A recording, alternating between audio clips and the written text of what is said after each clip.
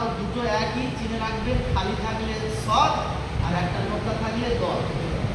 খালি থাকলে সদ, একটা নোক্তা থাকলে দল। আকৃতিটা চিনে রাখবেন, দুটো একই।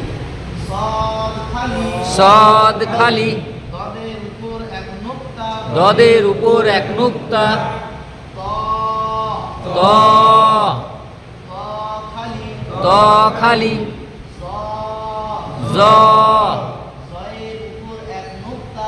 জয়ের উপর এক নুক্তা, ত, জটা চিনতে হবে যে ইংরেজি ছোট হা, সা, সাটা উচ্চারণ হয় জিহ্বার আগা, উপরের সামনের দুটো দাঁতের আগার সঙ্গে লাগবে। সা যদি বলি তাহলে নিচের দাঁতে লাগছে, ভালো করে বুঝে নেবেন। সা বলুন একবার।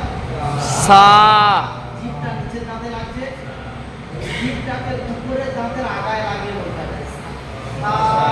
সা, নিচে লেগে গেলে অক্ষর উচ্চারণ হবে কিন্তু তার সব আদায় হবে, হয়তো সবটা পাওয়া যাবে, তাহলে সিন হয়ে যাবে। তাহলে উপরের দাঁতের আগার সঙ্গে জিহ্বাটা লাগিয়ে বলুন সা। সা, জিহ্বাটা উপর দিক থেকে একটু বের হয়ে গেলেও অসুবিধা নেই।